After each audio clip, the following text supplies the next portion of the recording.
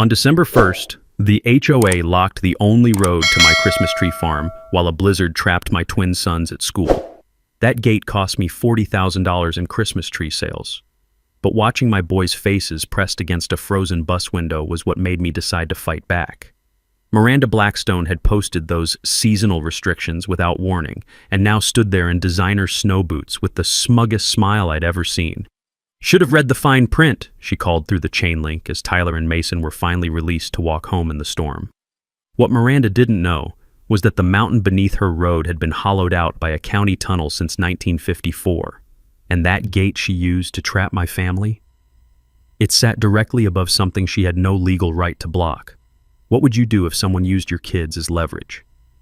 My name's Connor McReady, and 3 years ago I thought I'd found paradise in the foothills outside Denver. After losing my father in a mine collapse back in 2018, I used the insurance settlement to buy 300 acres of Colorado wilderness where my wife Sarah and I could start fresh. The property came with 15,000 Christmas trees already planted, and we figured we'd found our slice of the American dream. The ranch sits at the end of Pine Ridge Mountain Road, a winding stretch of asphalt that climbs through granite ridges and pine forests. Beautiful country, but there's only one way in and one way out. When the previous owner sold us the land, he mentioned something about the Pine Ridge Homeowners Association maintaining the road, but assured us we had a permanent agricultural easement. "Been farming this land since 1987, he said, handing over the keys. "Never had a problem." Sarah handles the business side of our operation. She's got a head for numbers and a talent for making our website look like something out of Better Homes and Gardens. During harvest season, she coordinates with customers who drive up from Denver and Colorado Springs, families looking for that perfect Christmas tree experience. Tyler and Mason, our twin boys, they help with everything from hauling trees to operating the cash register. They've got dreams of taking over the farm someday, maybe expanding into year-round nursery operations. Then Miranda Blackstone moved to town. Miranda's the kind of woman who wears designer hiking boots that have never seen actual dirt. She drives a white Mercedes G-Wagon that probably costs more than most people's houses, and she's got that particular brand of confidence that comes from having money and knowing how to use it as a weapon. She bought the biggest house in the development 3 years ago and immediately got herself elected HOA president. Within 6 months, she was modernizing community rules faster than you could say special assessment. Tim, the Tuesday before Thanksgiving, I was out checking tree quality when I noticed something that made my blood run cold. Brand new signs had appeared overnight along our access road. Seasonal road restrictions, effective December 1st, commercial vehicles prohibited. No advance notice, no board vote that I knew about, just Miranda's signature at the bottom, declaring that heavy trucks would damage the pavement during winter months. I called Sarah immediately. "Honey, you need to see this." She drove up in our pickup, took one look at those signs, and I watched her face go pale. We had $40,000 in Christmas tree pre-orders, families expecting to drive up our road starting December 1st. Our entire year's income depended on the next 4 weeks, and Miranda had just locked us out of our own business. That night, sitting at our kitchen table with past due bills spread between us, Sarah started crying. Not the angry kind of tears, but the exhausted, defeated kind that comes when you realize someone with more power than you has decided to destroy your life for no good reason. The smell of her lavender perfume mixed with the pine resin that's permanently embedded in my hands from handling trees all day. Outside, I could hear the rumble of a distant logging truck making its way down the mountain, a sound that would soon be forbidden on our road. "What are we going to do?" Sarah whispered. I reached into my pocket and pulled out my father's old brass compass, the one thing I'd salvaged from his mining gear after the accident. The weight of it in my palm always helped me think clearly, reminded me that some problems require going around instead of going through. "I'm going to do what I do best, honey. I'm going underground." What I didn't tell her that night was how the idea of being trapped underground again made my chest tight with the kind of panic that had haunted me since Dad's accident. But sometimes you've got to face your fears to protect your family. The next HOA meeting was held in the community center, a cedar-sided building that Miranda had somehow convinced everyone needed a $30,000 renovation the year before. I walked in to find about 20 homeowners scattered across folding chairs, and Miranda standing at the front with a PowerPoint presentation already loaded. "Before we address tonight's concerns," she announced, clicking to her first slide, I want to remind everyone about the importance of maintaining community standards and safety protocols. The slide showed photographs of tire tracks on asphalt, deep grooves that looked like they'd been made by heavy machinery. According to Miranda, these were examples of damage caused by my delivery trucks. Connor McCready's commercial operation has been systematically destroying our road infrastructure, she continued, her voice taking on that particular tone politicians use when they're lying with confidence. The tire damage you see here represents thousands of dollars in potential repair costs. I stood up. Those aren't from my trucks, Miranda. My heaviest vehicle is a Ford F-350 and, Mr. McCready, she interrupted, several residents have expressed concerns about your mental state following your mining accident. Perhaps this isn't the time for emotional outbursts. The room went dead silent. I could feel everyone's eyes on me, measuring, judging. Tyler had mentioned kids at school calling me the crazy miner guy, but hearing it from Miranda in front of our neighbors felt like a punch to the gut. She clicked to the next slide, a proposed $25,000 special assessment for emergency road repairs. Every homeowner would pay, except those who voted to support the seasonal vehicle restrictions. This is extortion, I said. Miranda smiled. This is responsible community management, Mr. McCready. Something you might understand if you had experience running a successful business. I walked out before I said something I'd regret, but not before I heard her announce that the vehicle restrictions would take effect in 2 weeks, just in time to kill my Christmas tree season. The drive home felt longer than usual. Sarah was waiting on the porch, and I could tell from her expression that she'd already heard from customers canceling their orders. 15 families called, she said. Word's getting around town that we might not be accessible during harvest season. We just lost another $15,000 in sales. That night, while Sarah handled the business calls, I spread my father's old mining maps across the kitchen table. The brass compass sat in the center, its needle pointing north toward the ridge behind our house. According to these surveys from the 1950s, there had been significant mining operations throughout this area, including some that extended under what was now the HOA development. I remembered something from my mining law classes.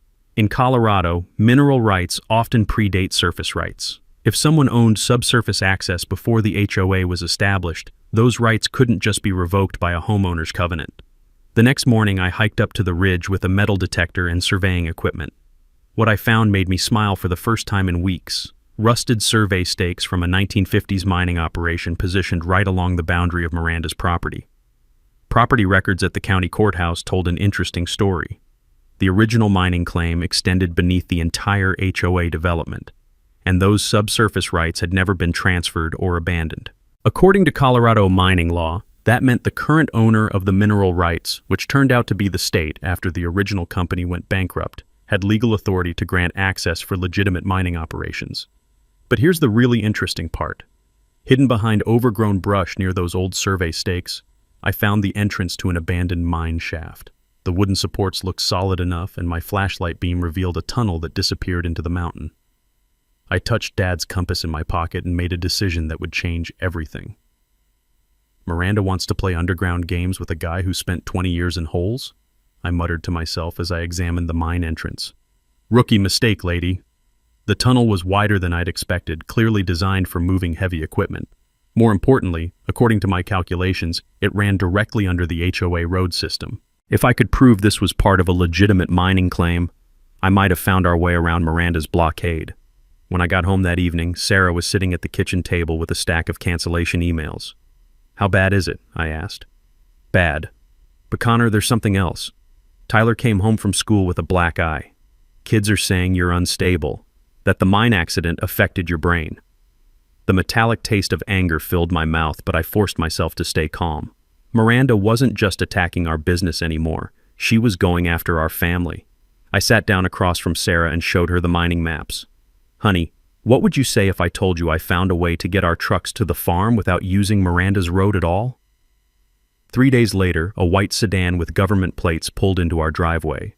The woman who got out wore a crisp business suit and carried a clipboard with official letterhead. My chest tightened as I recognized the logo, Colorado Department of Human Services. Mr. McCready, I'm Janet Wilson, Child Protective Services. We've received reports about unsafe working conditions involving minors on your property. I invited her inside, trying to keep my voice steady. What kind of reports? She flipped through her paperwork. Allegations that you're involving your children in dangerous mining activities. Specifically, that you're exploring unstable underground areas and exposing Tyler and Mason to cave-in risks. Sarah appeared in the doorway, and I could see the fear in her eyes. We both knew what this meant. Miranda wasn't just trying to destroy our business anymore. She was coming after our kids. Ms. Wilson spent 2 hours photographing our property, interviewing the boys separately, and documenting what she called potential safety hazards. When she left, she handed me a formal notice requiring the boys to stay with relatives until the investigation was complete. That night, we drove Tyler and Mason to Sarah's sister in Denver. Watching them pack their bags, seeing the confusion and fear in their 14-year-old faces, made something harden inside my chest. "Dad, are we in trouble?" Tyler asked as I loaded his suitcase into the truck. "No, son, but someone's trying to make it look like we are." "Is it because of the mine thing?" Mason added. "Kids at school say you're obsessed with digging holes." I knelt down to their level. "Sometimes adults use rules as weapons. What I'm doing isn't dangerous. I'm trained for this work. But I need you guys to trust me while I fix this problem." After dropping them off, Sarah and I drove home in silence. The house felt enormous without the boys' voices echoing through the rooms. The next morning, I made a decision. If Miranda wanted to call my mining work dangerous, I'd show her what real mining work looked like. I spent the day setting up proper equipment: industrial ventilation fans, LED lighting systems, structural timber for supports. This wasn't going to be some amateur exploration. I was building a permanent tunnel using every safety protocol I'd learned in 20 years underground. The entrance to the old mine shaft was bigger than I'd initially thought. Once I cleared out decades of debris and installed proper ventilation, I could see that this was part of a significant operation. The tunnel extended deep into the mountain, with side passages branching off toward the valley. What really got my attention was a side passage that ran directly toward the HOA development. According to my compass readings and the old mining maps, this tunnel would emerge somewhere near the community center. Then I made a discovery that changed everything. About 200 yards into the main tunnel, I found an intersection with another passage that looked much newer. This section had concrete reinforcement and modern electrical conduits, clearly not from the 1950s operation. Following this passage for another 100 yards, I came to a metal door marked with biohazard symbols. The door was unlocked. Inside, I found an underground chamber filled with industrial barrels, 47 of them to be exact, each labeled with chemical identification codes that made my blood run cold. These weren't mining materials, they were toxic waste containers. I recognized the disposal protocols from my mining safety training. According to federal environmental law, every hazardous waste container requires a detailed manifest documenting its contents, origin, and disposal method. These barrels had no paperwork, no tracking numbers, no legal documentation whatsoever. Someone was using my mine shaft as an illegal toxic waste dump. I spent the next 3 days documenting everything, photographing each barrel, recording serial numbers, testing the chemical contents with portable detection equipment. The results were terrifying. Asbestos fibers, lead paint residue, contaminated soil samples, enough toxic material to poison the groundwater for the entire county. But here's what really made me angry. Fresh tire tracks in the soft earth showed that someone had been making regular trips to this dump site. The tread pattern matched the heavy-duty trucks used by construction companies. I set up motion-activated trail cameras throughout the tunnel system, the kind hunters use to monitor game trails. If someone was still using this place for illegal dumping, I was going to get them on video. The whir of ventilation fans echoed through the tunnels as I worked, mixing with the sound of my own breathing. The smell of damp earth and concrete filled my nostrils, along with the faint chemical odor from those storage barrels. When I emerged from the mine that evening, Sarah was sitting on our porch with her phone in her hands. "Tyler called," she said. "He wants to know when they can come home." I walked over and sat beside her, the gritty feel of rock dust still on my skin. "Soon, honey. Miranda thinks she's buried our family, but what she doesn't know is that some people specialize in digging things up." I should have expected Miranda to escalate things, but even I was surprised when the security patrol started. It began with a single guard in a company truck making rounds through the development twice a day. Within a week, there were 3 guards working 8-hour shifts, patrolling the HOA area around the clock. According to the notice Miranda sent to all residents, this was a temporary security enhancement in response to reports of trespassing and suspicious activity.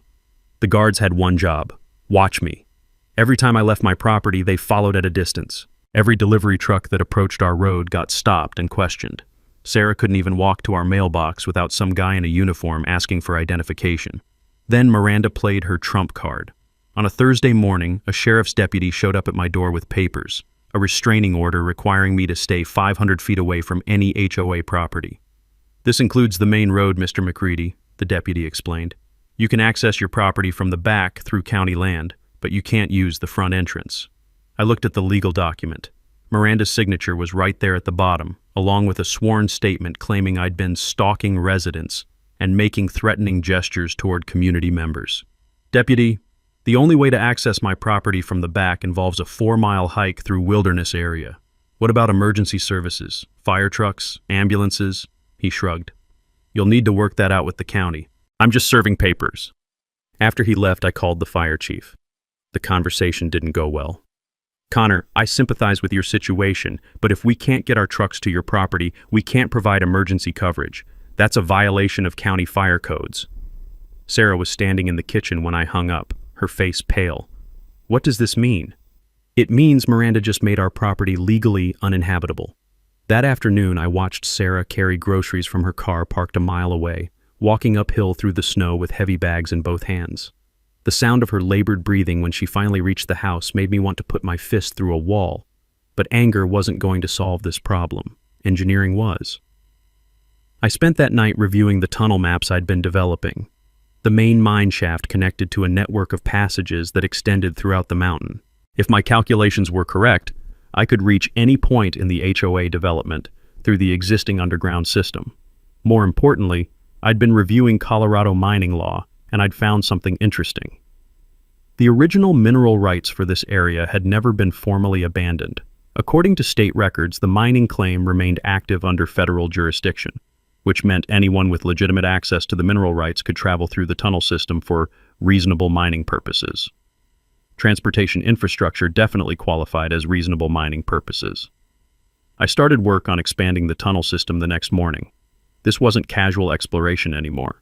I was building a permanent transportation route using professional mining techniques: steel support beams, concrete reinforcement, industrial ventilation systems. If Miranda wanted to play legal games, I'd make sure my underground access was completely legitimate and professionally constructed. 3 days into the construction, my trail cameras captured something that made my hands shake with rage. At 2:17 a.m., the motion sensors activated, recording video of 3 trucks entering the mine system through a hidden entrance I hadn't discovered. The trucks belonged to Blackstone Development, Miranda's construction company. Over the next 4 hours, the cameras documented her crew dumping barrel after barrel of toxic waste into the underground chamber. I watched the footage 3 times to make sure I wasn't imagining things. There was Miranda herself, dressed in work clothes and a hard hat, directing her crew as they unloaded unmarked containers. The timestamp showed this was happening while I was legally prohibited from being within 500 feet of HOA property. But here's what really got me. The trucks were accessing the mine through Miranda's own property. She had a hidden entrance on her land, which meant she'd known about the tunnel system all along. I spent the weekend expanding my own tunnel access, creating a direct route from my property to the main underground chamber. The work helped me think clearly, the familiar rhythm of drilling and blasting, bringing back memories of working alongside my father. By Sunday evening, I had proof that Miranda was running an illegal toxic waste disposal operation, video evidence of her crews violating federal environmental laws, and a completely legitimate underground transportation system that bypassed her road restrictions entirely. The smell of fresh concrete and timber supports filled the tunnel as I installed the final section of ventilation ducting. The echo of my footsteps mixed with the hum of industrial fans, creating a symphony of progress. When I emerged that night, I found Sarah sitting at the kitchen table with her laptop open. "The boys called," she said. "They want to know when this will be over." I sat down beside her and showed her the tunnel blueprints. "Soon, honey. Miranda's been digging herself into a hole for months. I'm just documenting the depth." The breakthrough came on a Tuesday morning when I was following the main tunnel toward what I calculated should be the area beneath Miranda's development. My headlamp illuminated something I hadn't expected. A metal door marked "Office," authorized personnel only. The door was unlocked, probably because whoever built this place never expected anyone to find it through the old mining tunnels. Inside, I discovered what looked like a preserved time capsule from the 1950s. Filing cabinets lined the walls, filled with documents from the original Pine Ridge Mining Company. But it was the modern edition that made my blood boil, a desk covered with recent paperwork bearing Miranda's signature. The geological surveys told a story that explained everything. According to the original mining company reports, the entire area where the HOA development now sits was classified as catastrophically unstable ground. The mine was abandoned in 1954, not because the ore ran out, but because continued excavation had created what the engineers called an active landslide zone waiting for a trigger event. Miranda's luxury development was built directly on top of this geological time bomb. But here's the really damning part. She knew about it. The modern paperwork showed that Miranda had bribed county geologist Dr. Philip Hayes to falsify soil stability reports during the permitting process. There were copies of bank transfers, email exchanges, and even a handwritten note from Dr. Hayes warning Miranda that continued construction on this site will eventually result in catastrophic structural failure. She'd built 37 luxury homes on land that any competent geologist would condemn as unfit for construction. The toxic waste operation was even worse than I'd thought. According to the manifests I found in her desk, Miranda had been accepting illegal waste disposal contracts from construction companies throughout Colorado. Asbestos from hotel demolitions, contaminated soil from old gas stations, lead paint scrapings from historic renovations, all of it dumped into my family's mine shaft for a fee. 47 barrels containing enough toxic material to poison the underground water system that supplied drinking water to over 10,000 people in the valley below. Each barrel represented a federal environmental crime punishable by up to 5 years in prison and $37,500 in fines. Simple math. That's over $1.7 million in EPA violations, not counting the criminal charges. But Miranda's corruption went deeper than environmental crimes. The financial records showed she'd been systematically stealing HOA funds to finance her development projects. Road maintenance fees that were supposed to fix actual potholes had instead paid for bribes, cover-ups, and toxic waste disposal. Special assessments that homeowners thought were going toward community improvements had been diverted to Miranda's personal accounts. $340,000 in stolen homeowner dues over 5 years. The most recent documents revealed her ultimate plan: force out the remaining agricultural properties through road access restrictions, then develop the entire mountain into a luxury ski resort. The toxic waste disposal was just a temporary revenue stream to finance the resort construction. I photographed every document, copied every file, documented every piece of evidence, then I made copies of the copies and stored them in multiple locations. According to the mining law of 1872, mineral rights holders have permanent access to their claims for any reasonable mining purpose.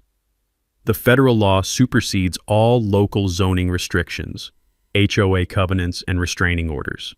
Translation: I could legally build an underground transportation system throughout the mountain, and there wasn't a damn thing Miranda could do to stop me. When I climbed out of the tunnel that evening, I called Sarah from the mine entrance. "Honey, remember when you asked what we were going to do about Miranda?" "Yeah."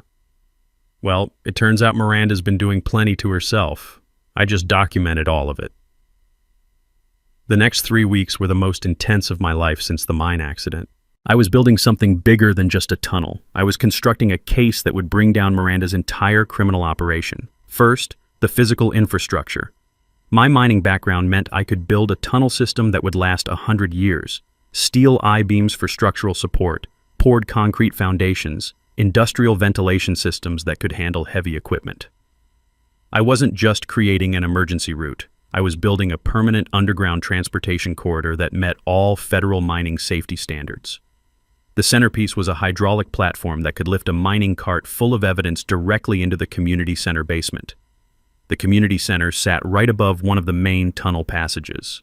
And according to the building plans I'd obtained from the county, there was already a utility access panel in the basement floor that would be perfect for my purposes. Let me explain something about federal mining law that most people don't know. If you hold legitimate mineral rights, you can build whatever infrastructure you need to access those minerals, including transportation tunnels, equipment storage, and processing facilities. The mining law of 1872 gives mineral rights holders authority that supersedes almost every other type of property restriction. Translation: Miranda's HOA covenants couldn't touch me as long as I was conducting legitimate mining operations. While I worked on the tunnel system, I was building a legal case with help from people who understood how to take down environmental criminals.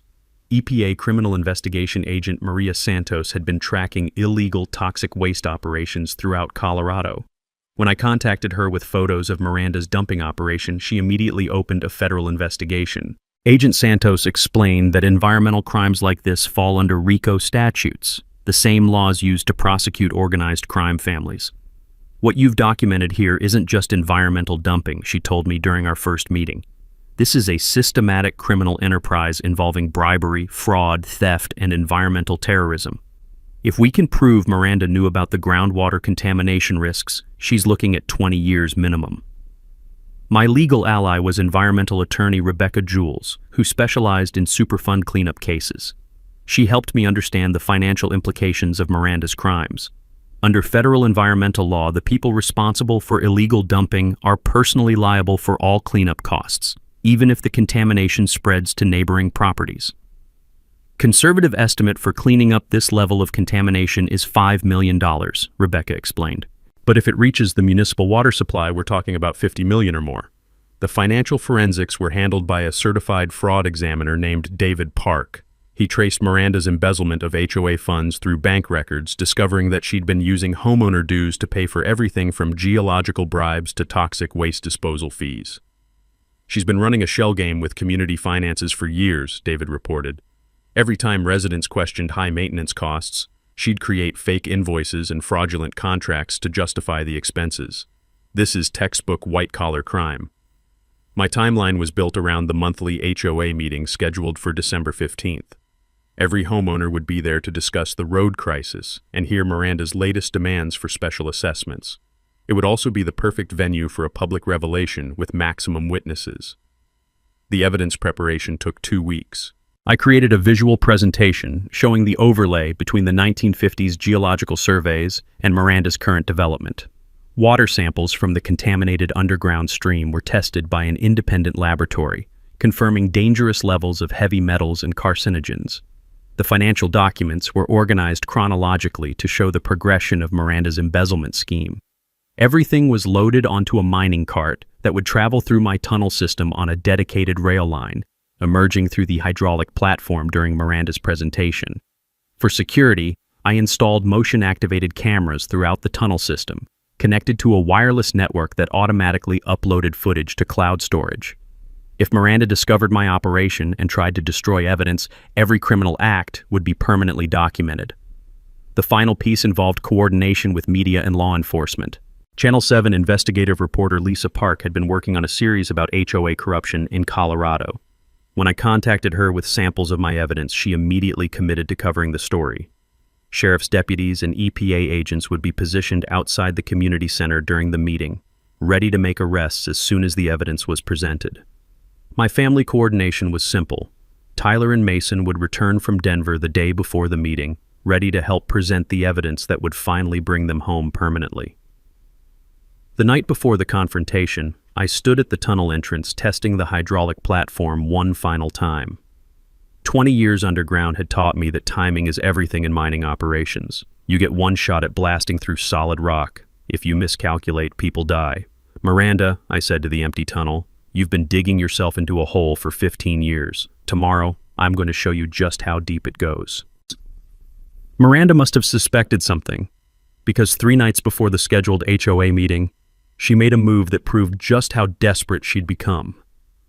I was working late in the tunnel, installing the final connections for the hydraulic platform, when my motion sensors started screaming. The wireless alerts on my phone showed movement at 3 different tunnel entrances simultaneously. This wasn't some random trespasser. I grabbed my emergency radio and contacted Sarah. Lock the doors and call 911. Miranda's making a move.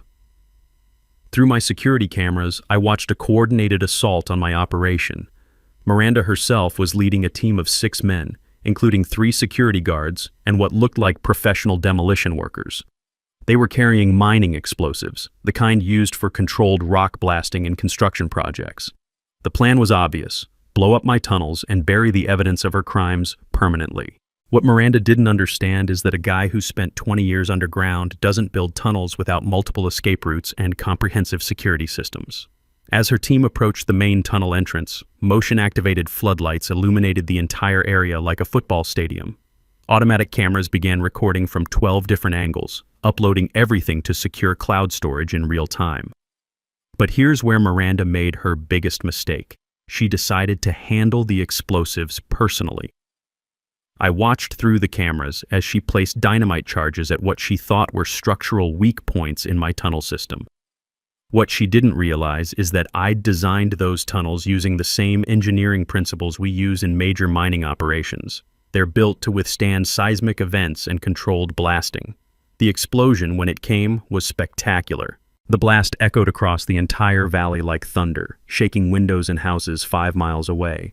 But instead of collapsing my tunnels, the explosion triggered something Miranda definitely didn't expect: a massive sinkhole that opened directly beneath her Mercedes G-Wagon. I watched from my security feed as that $80,000 vehicle disappeared into the earth like it was being swallowed by a hungry mountain. The sinkhole was perfectly round, about 15 feet across, and deep enough that I couldn't see the bottom even with floodlights. The ground collapse also did something else. It exposed Miranda's toxic waste barrels to the surface. 47 containers of hazardous chemicals were now visible to anyone driving past, lit up by the automatic floodlights and clearly marked with biohazard symbols. Sheriff's deputies arrived within 10 minutes, responding to reports of an explosion. What they found was Miranda Blackstone standing next to a massive sinkhole covered in rock dust, holding a detonator with enough evidence of environmental crimes scattered around her feet to fill a federal courthouse.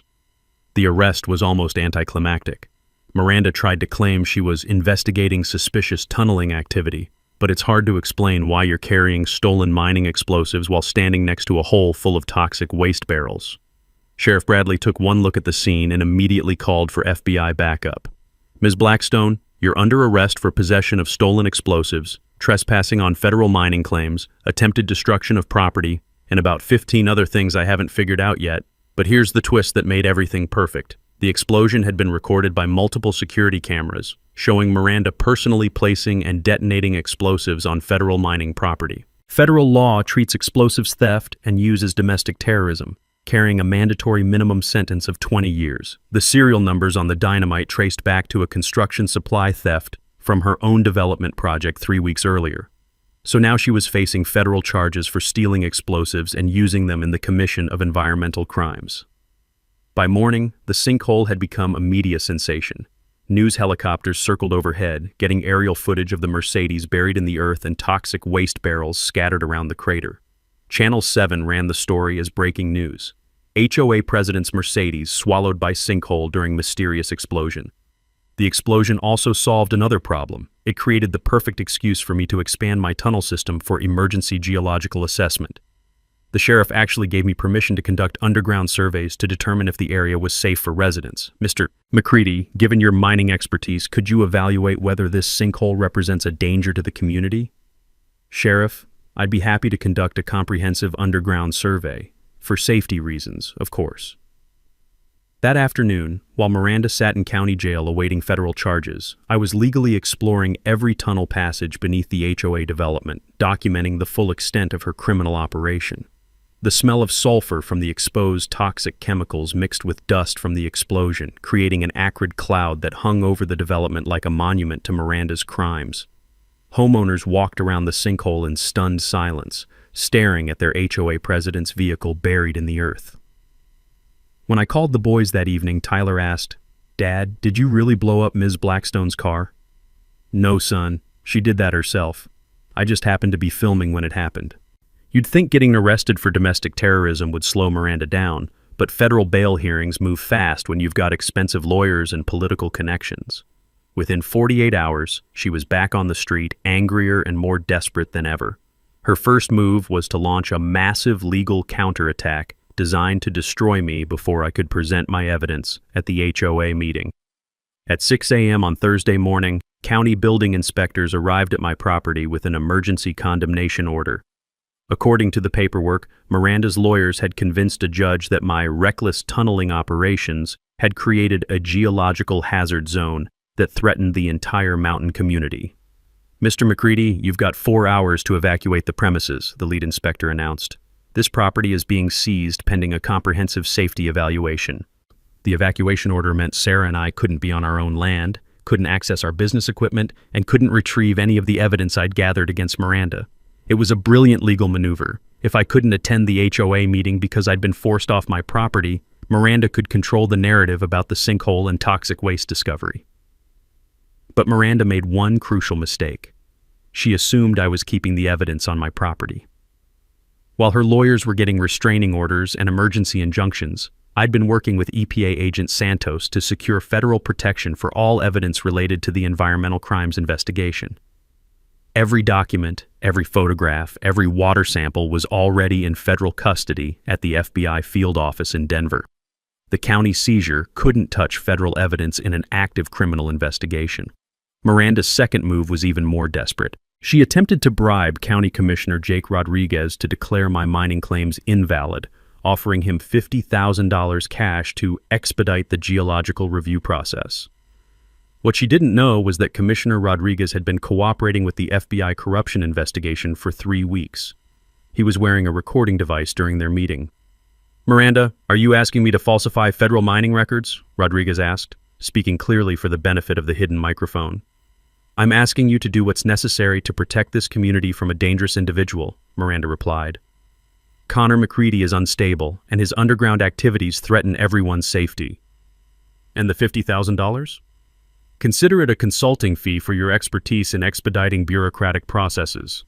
And that recording earned Miranda another federal charge, bribery of a public official, which carries up to 15 years in prison under the Foreign Corrupt Practices Act. Her final desperate move was the most vicious. She tried to have my boys removed from their aunt's house by claiming I'd been making threatening phone calls and violating court orders.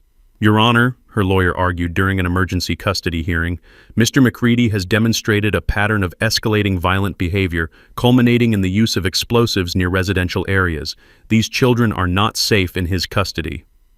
The judge was initially sympathetic, until Agent Santos entered the courtroom with video evidence showing that Miranda had been the one using explosives, and that I'd been the victim of her criminal assault.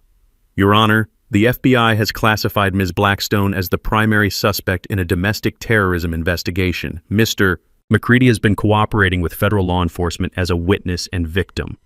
The custody case was dismissed immediately. By Friday afternoon, the day before the scheduled HOA meeting, Miranda was facing federal charges for environmental crimes, domestic terrorism, bribery of public officials, and attempted destruction of evidence. Her bail had been revoked, and she was sitting in federal detention awaiting arraignment.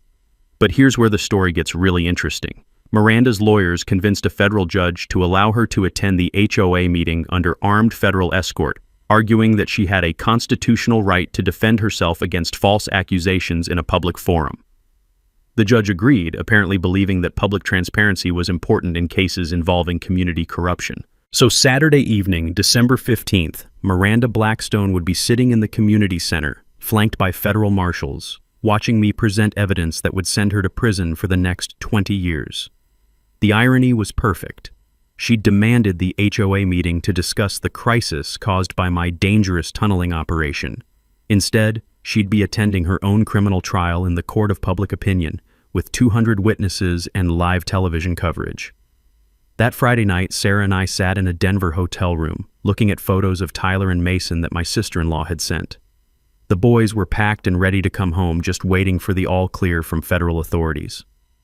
"Connor, what if something goes wrong tomorrow?" Sarah asked.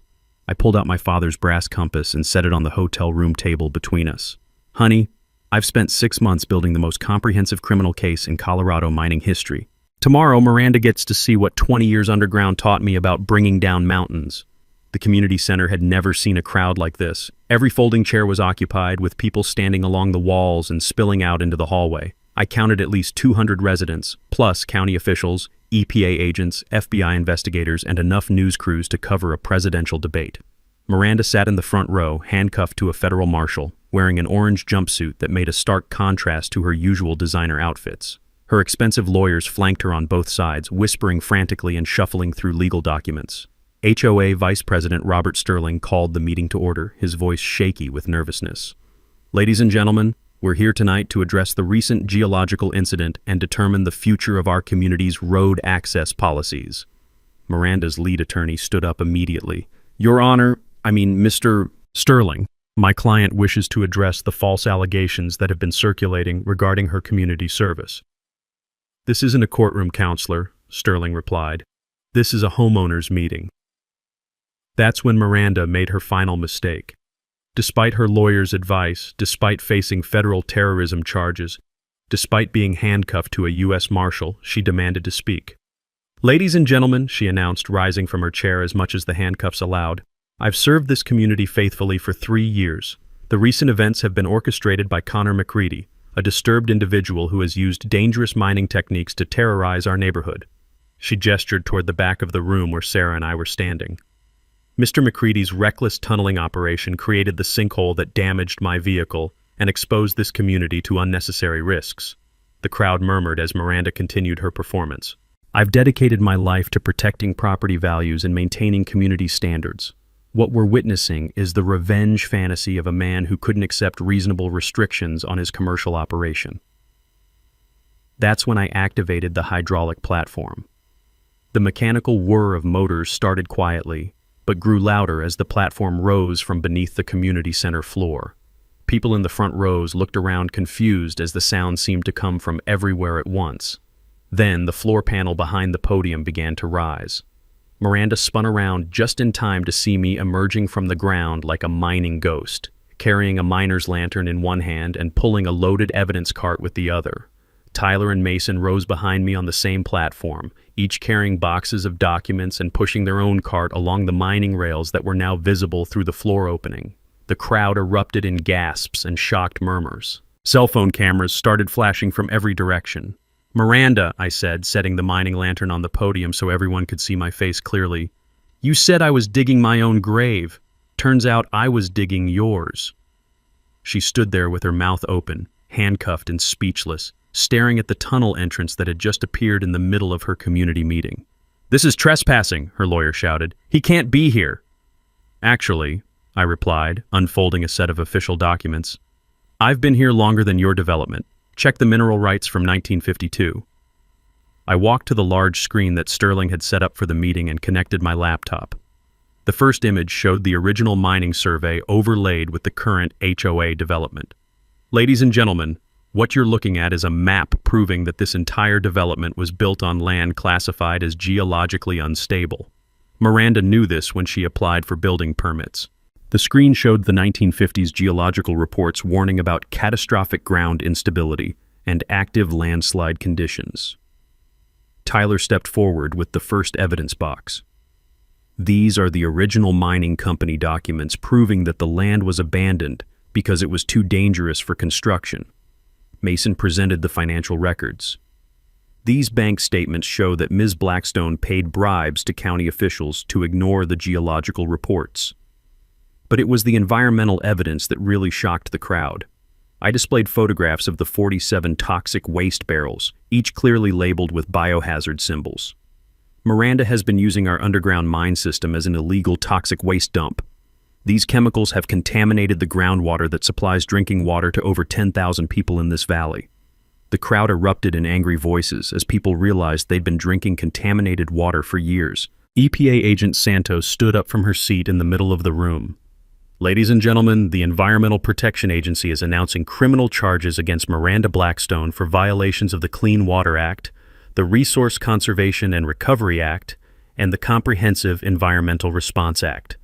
She's facing over $1.7 million in fines and 20 years in federal prison. Sheriff Bradley stepped forward. Ms. Blackstone, you're under arrest for additional charges of environmental terrorism, bribery of public officials, theft of public funds, and conspiracy to commit environmental crimes. As the handcuffs clicked, Miranda looked directly at me. This isn't over, Connor. Yes, it is, Miranda. Some holes are too deep to climb out of. The aftermath moved faster than anyone expected. By Christmas morning, Miranda Blackstone was sitting in federal detention awaiting trial on 17 felony charges. Her development company was bankrupt, her assets frozen by federal authorities, and her entire criminal operation completely dismantled. The EPA designated the mine site as a federal Superfund location, triggering a comprehensive cleanup operation that would take 3 years and cost over $5 million. Every penny would come from Miranda's seized assets, including her house, her business properties, and her infamous Mercedes, which was eventually pulled from the sinkhole and auctioned to help pay for environmental remediation. Tyler and Mason came home 2 days before Christmas, just in time to help us restart our tree harvest. With Miranda's road restrictions permanently lifted by federal court order, customers started returning immediately. Sarah's phone rang constantly with families wanting to support the Christmas tree farmer who took down the corrupt HOA president. We sold every tree on the property. The financial settlement exceeded our wildest expectations. Federal court ordered $340,000 in restitution for the stolen HOA funds to be distributed among all affected homeowners. Our family received an additional $200,000 in environmental damages, plus guaranteed legal protection for our agricultural operation in perpetuity. But the real victory was watching our community heal. The HOA was formally dissolved by unanimous vote, replaced by a simple county-managed rural improvement district. Road maintenance became a county responsibility, funded by standard property taxes instead of arbitrary special assessments. No more Miranda-style corruption, no more selective enforcement of made-up rules. My tunnel system became the foundation for something I never expected, a model for responsible underground infrastructure development. The Colorado School of Mines sent graduate students to study my engineering techniques, particularly the integration of environmental monitoring with traditional mining methods. I established the Clearwater Foundation using part of our settlement money, providing free groundwater testing for rural communities throughout Colorado. The foundation's motto, printed on every test kit, reads, "When corporations bury environmental crimes, citizens have the tools to dig up justice." Every summer, Tyler and Mason run educational programs teaching local kids about geology, environmental science, and community activism. They've become minor celebrities at school, known as the kids who helped their dad defeat toxic waste dumping with mining engineering. The annual Mining Heritage Festival brings thousands of visitors to our mountain community each September. Families tour the tunnel system, now equipped with proper lighting and safety railings, learning about both historical mining operations and modern environmental protection. Miranda's final sentencing hearing took place 18 months later. Federal Judge Patricia Williams handed down the maximum penalty: 22 years in federal prison, $5 million in environmental fines, and permanent disbarment from any HOA or property management activities. "Ms. Blackstone," Judge Williams said, "you systematically poisoned an entire community's water supply for profit. You stole from your neighbors, bribed public officials, and attempted to destroy evidence using explosives. This court finds your crimes represent a profound betrayal of public trust." During victim impact statements, 43 homeowners testified about the financial and emotional damage Miranda's corruption had caused their families. When it was my turn to speak, I kept it simple. "Your Honor, Miranda Blackstone tried to bury my family's livelihood. Instead, she buried herself under the weight of her own crimes. Justice has been served." Today, our Christmas tree farm is more successful than ever. Sarah has expanded into year-round nursery operations, and we're planning to pass the business to Tyler and Mason when they finish college. Both boys have been accepted to the Colorado School of Mines, with full scholarships from the Clearwater Foundation. The tunnel entrance beneath our property has been converted into a root cellar for storing harvested vegetables. The mining cart rails now transport organic produce instead of evidence of environmental crimes. But we've kept the original tunnel system intact, maintained and monitored as a reminder that sometimes the best way to solve problems is to dig deeper than your opponents expect. Before I close this story, I want to ask you something. Have you ever dealt with HOA corruption or environmental crimes in your community?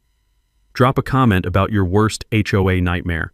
Connor's story proves that even the most powerful bullies can be brought down when ordinary people use their brains, their skills, and the law itself as weapons of justice. And if this story inspired you to believe that David can still beat Goliath, hit that subscribe button for more stories about regular folks taking down corrupt systems using determination, engineering skills, and sometimes heavy machinery. Next week, Karen tried to steal my parking spot for 6 months. She didn't expect my security camera to catch her insurance fraud ring. Thanks for hanging out with us on HOA Stories, where the HOA Karens meet their match. If this story had you cheering or cringing, go ahead and like the video, drop a comment with your reaction, and hit subscribe so you're ready for the next wild HOA tale.